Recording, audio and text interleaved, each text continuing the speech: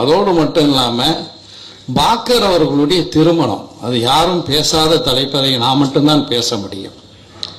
என்னன்னா, ஒரு இது விமர்சனத்துக்காக வேண்டியில்லை, வரலாற்றுக்காக சொல்கிறேன்.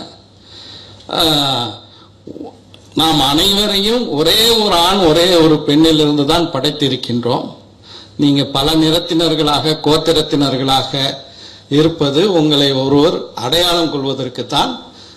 உங்களில் உயர்ந்தவர் அதாவது இரையச்சம் உடையவர் என்று அந்த வசனம் சொல்கிறது.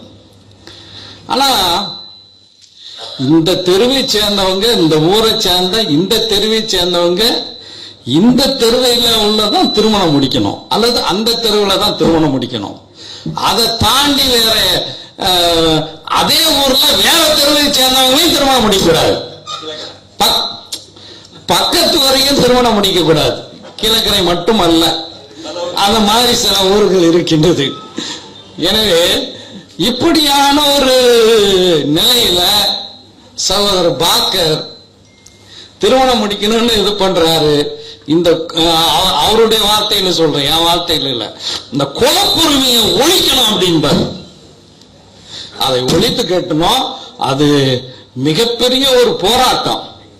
அந்த போராட்டத்தில் அவருடைய உறவினர்கள் யாரும் அந்த திருமணத்திற்கு, பாக்கருடைய உறவினர்கள் யாரும் அந்த திருமணத்துக்கு வருவதற்கு மறுத்து விட்டார்கள். அது வரணும்னு நினைச்சாலும் கூட அது வேற மாதிரி ஆயிடுமா அப்படின்னு நினைச்சு வரல. வந்த ஒருவர் இந்த அரங்கத்தில் இருக்காரா என்னன்னு தெரியல, அவருடைய சாச்சப்பான்னு சொல்லக்கூடிய இருக்காரா, வந்துட்டு போயிட்டார். ஜுல்ஃபிகார் தான், அவர் தான் அந்த திருமண பதிவேட்டில் சாட்சியா கையெழுத்து போடுறாரு. இதே ராயபுரத்தில் ஆகாகனி அவர்கள் குறிப்பிட்டது போல ஒரு திருமண மண்டபத்தில் அந்த திருமணம் நடந்தது. அது மிகப்பெரிய தனிப்பட்ட முறையில் பல காவல்துறை எதிர்த்திருக்கலாம், அரசை எதிர்த்திருக்கலாம், பல போராட்டங்களை நடத்தியிருக்கலாம்.